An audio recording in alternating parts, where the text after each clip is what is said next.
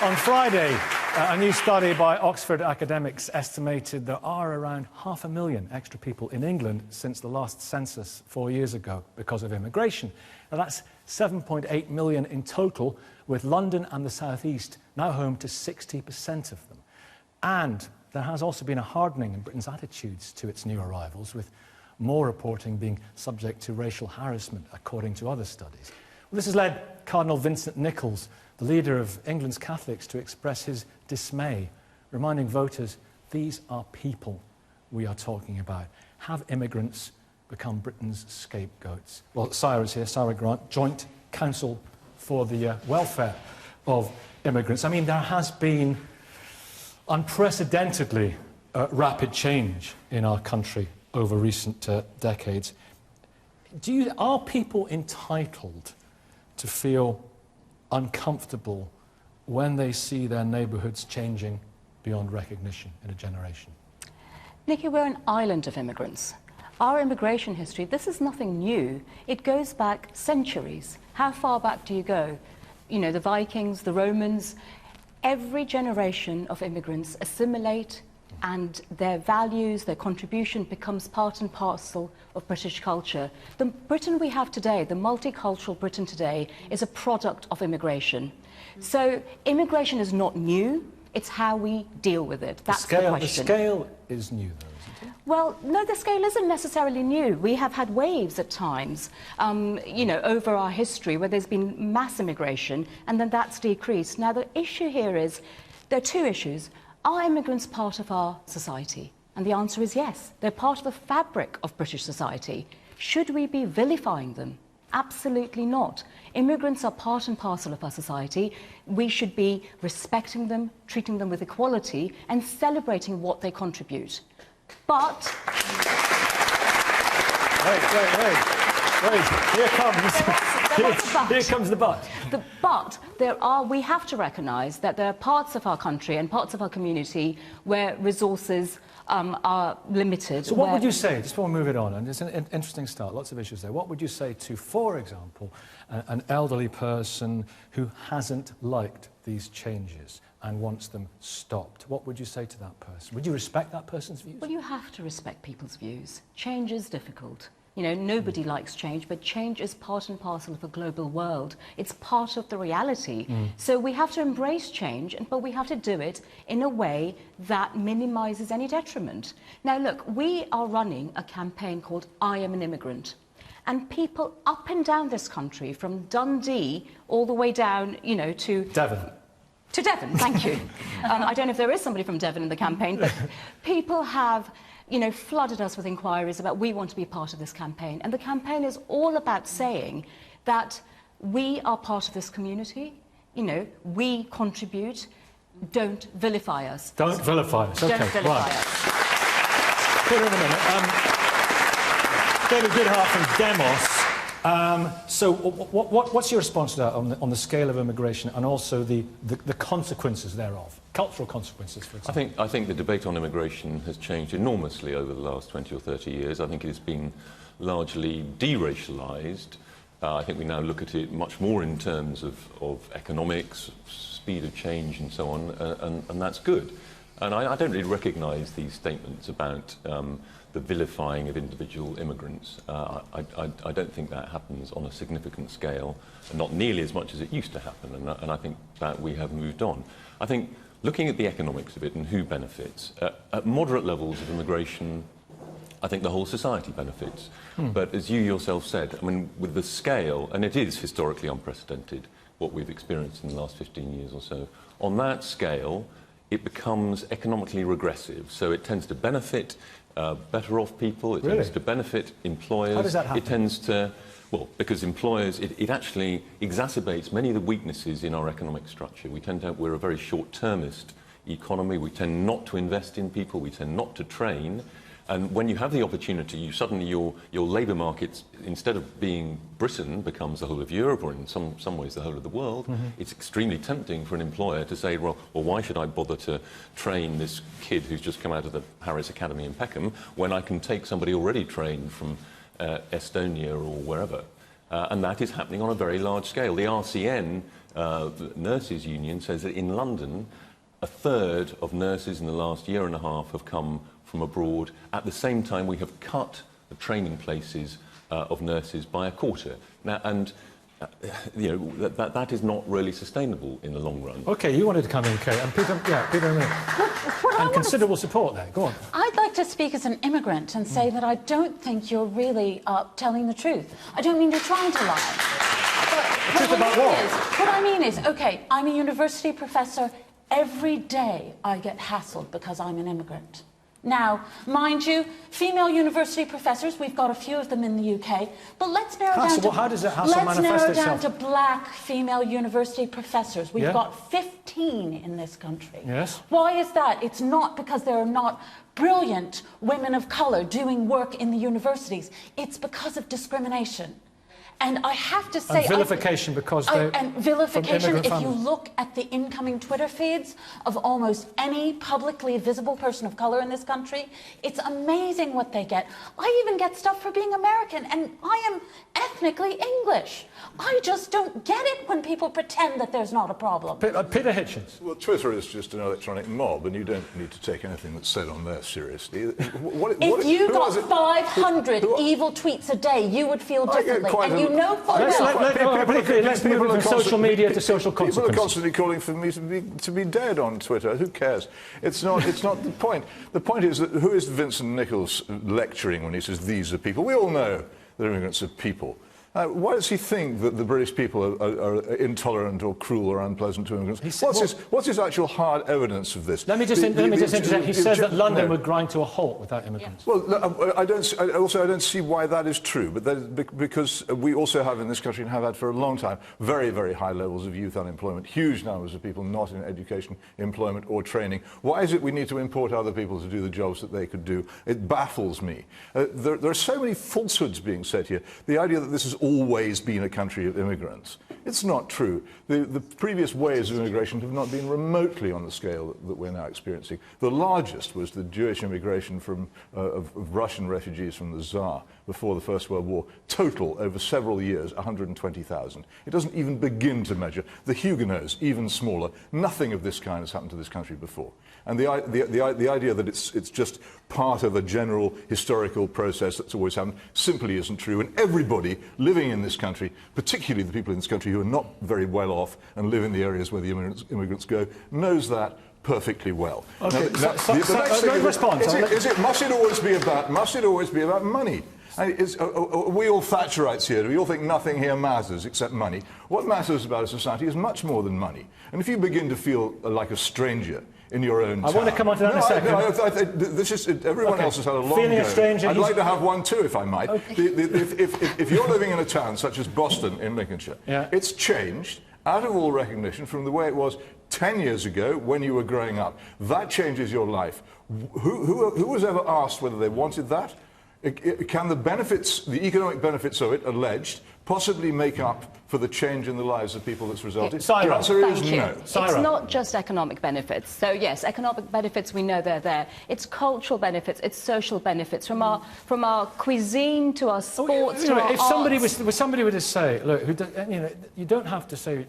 People don't have to say there's too much immigration and be racist, do they? I mean, or do they? If somebody said there is too much immigration, I don't want any more immigration, is that bigoted?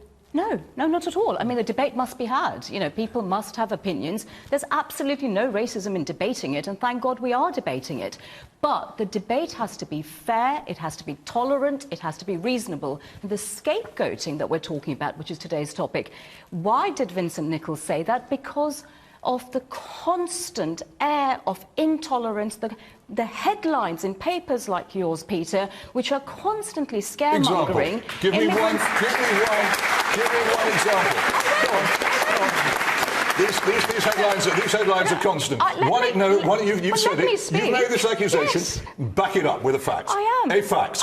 You're short on facts. Let's have one here. Give me one example of a headline. Will you let me speak? No, I've asked you. You've made an accusation. You might have an example. You've made an accusation. Let's have the example. I think we have an example right here. You're bullying her. Yeah. No, I'm responding to a false. I'm responding as I'm entitled to do to a false accusation. Let us speak, Peter. Let us speak, Peter. Sarah, Peter, I'm going to come to you in a minute because you've written a book about Judas and scapegoating. I'm just calming things down. Sarah, respond.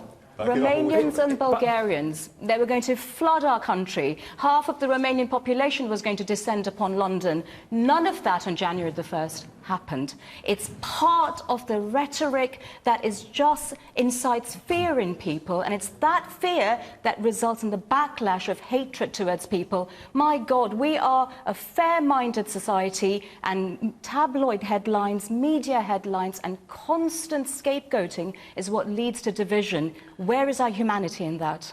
In a second, Peter. In a second. Draw breath. Peter Stanford, this book you've written about Judas, yes. Of course, you say with the ultimate scapegoat, but maybe it was all part of the plan anyway, so maybe he has been unfairly scapegoated. But on this particular issue, Vincent Nicol, of course, the Catholic Church does not have clean hands on this, given that there was only in the early 60s that the concept of Jewish guilt for the death of Christ was repudiated, and of course that led to all manner of anti-Semitism over history. But now, of course, that was a long time ago.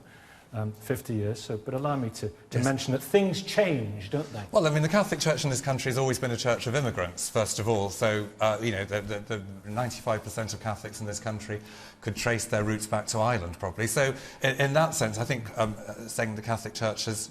I know what you mean historically about... It was repudiated in the early 60s, to be fair. Well, the thing, yes, so it took the Catholic Church almost 2,000 years to let the Jews off for getting Christ in that sense. Yeah. But I think... Which had a lot of consequences. But the Polish immigration has been fantastic for the Catholic Church. Indeed. And, one of the reasons that the Catholic Church is so vibrant at the moment, or Catholic communities are so vibrant, is because of numbers of people joining from, particularly from Eastern Europe. That's all a good and positive thing. But I think going back to the scapegoating thing, I mean, yes, you're right, Judas is the kind of ultimate scapegoat in that sense. And in very, very simple terms, when the Gospels were written, someone had to be blamed for Jesus' death, someone had to be blamed for betraying him, and it becomes Judas, and that echoes down through history. He is set up as... I mean, I think even now in secular times, if you're called a Judas, even if you never set foot inside a church, you know what it means and it hurts. Is there a parallel with immigrants? There is a parallel with immigrants, in that what we want to do all the time is find a simple answer. We want to find a person, a name, a face to blame for things. And we live in a country where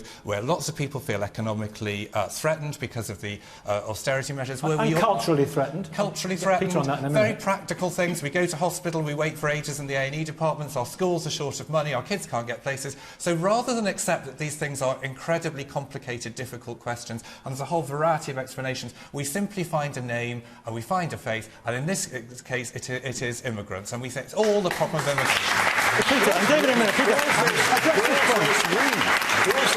Who is this we? Look, the accusation is constantly being levelled by the proponents of unrestricted mass immigration that they're being opposed by horrible, nasty bigots, and that therefore their case is right. They can't actually, when asked, produce any evidence of this because there isn't actually any significant. Well, the whole group of people wanting to vote for UKIP for a start. For decades, people such as me who oppose mass immigration were smeared as racialists quite falsely, as David here will acknowledge. This, after many, many years, this has now ceased. The argument's actually the other way round. It's quite well known now that the Labour Party, a speechwriter of the New Labour era, Andrew Neither, has written how it was discussed in New Labour circles during the launching of this mass immigration that part of the point of it was to rub the right's nose in diversity, that they were actually using mass immigration to change society in the direction in which they wished to go. This is the real subject that goes undiscussed, but whenever you try to raise it, smear upon smear upon smear upon smear, and lie upon lie, accusations that those who oppose immigration are in some way racially bigoted. It's false. David, in a second. It's time people stop saying it. I don't think this is a question of scapegoating. Audience, in a minute. Hands up, please. I don't think this is a question of scapegoating, but I think there is a question of immigration being used as a kind of catch-all. That we throw lots of things into the immigration pot that are more generally to do with what we call globalisation, of which immigration is obviously a part. So, the lack of house building, our failure to reform the welfare system, our continuing failures on education and training. Now, I mean, immigration can exacerbate some of these problems. It is true, as I said earlier. We continue to fail to train people because immigration allows us to to postpone that problem, as it were. So that's our first stop explanation. Yeah, but as I said, we put everything into the immigration pot when immigration is not the cause of the problem, although in some cases it can exacerbate it. And also, so, I mean, hands up. Gentlemen there, you've had your hand up for a while now. Sarah, I want to come to you in a second with another question. So I also run a campaign. It's called Immigration for the Nation. And what amazes me is that we have working class people that are most hit the hardest by economic constraints, blaming immigrants. We've got to remember they bring £25 billion a year to our public finances. And do you know why we don't feel the benefit from that? It's because £25 billion a year is lost in tax avoidance. Then we have HSBC encouraging tax avoidance. And then we go higher their costs with the public paper. It's easy to scapegoat immigrants, but we've got to remember they make up 13% of our population, but they also make up a fifth of our social care workers, 30% of our NHS doctors, 40% of our NHS nurses. 98% of underground cleaning staff in London, 85% of office cleaners in London. We've got to stop this scapegoating because it's shameful. What's scapegoating?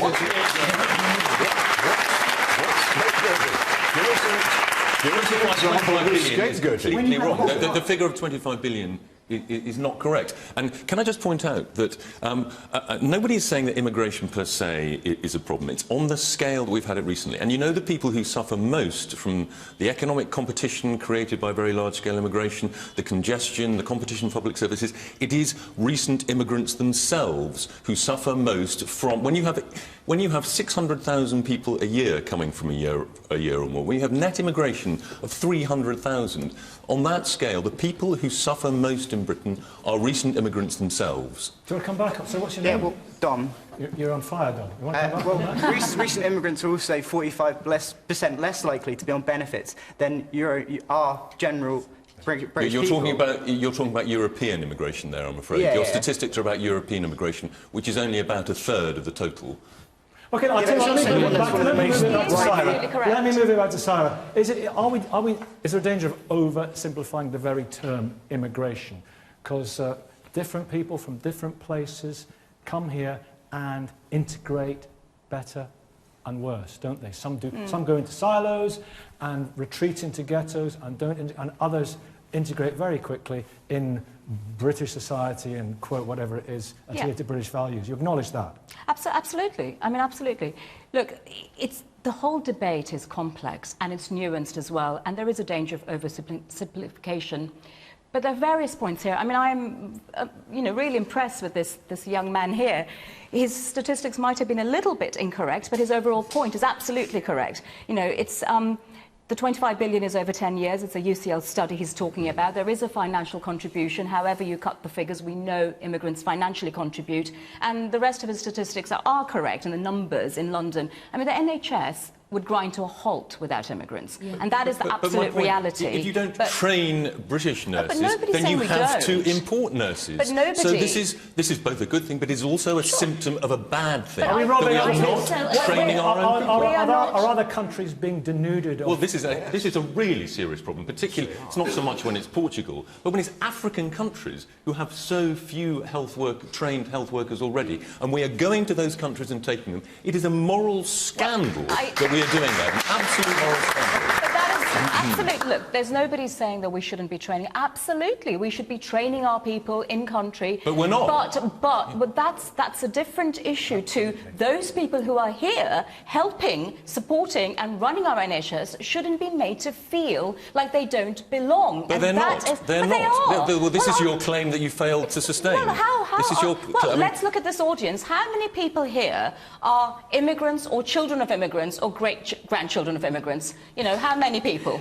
Exactly. And how many people here feel that they really, the tone, the public debate and the rhetoric has been so anti-immigrant and so unfair? Clap if you feel that way. Put your hands up if you don't feel that way. Why can't you don't feel that way? to talk about this? Well, yeah. Because it's related I'll to tell you other what. issues. As a final, that proves absolutely nothing. As a final, it's not a scientific poll. No, it's a straw poll. Sentiment. You got the audience in the palm of your hands there. I wish I could, even on one occasion, emulate that. Let me give the last words to Oliver James. Oliver, we haven't heard from you on this, so something pithy from you before we move on. Well, I suppose the question is, you know, wouldn't you prefer it that people who've been born in this country are trained to do all these jobs, that the statistics that this young gentleman has rightly presented us with, surely that's what we want to do. The racism thing is a completely separate one. That, yes, there always will be people who use stigmatised groups as rubbish bins for bad things they feel about themselves. That is the essence of racism. And there are always going to be people like that, the Chelsea fans who were behaving appallingly in Paris. There are always going to be people like that. But that's really, I don't think anybody really thinks that's thank goodness, it's not nearly as big a problem now in our society as it used to be. Thank you very much. Thank you.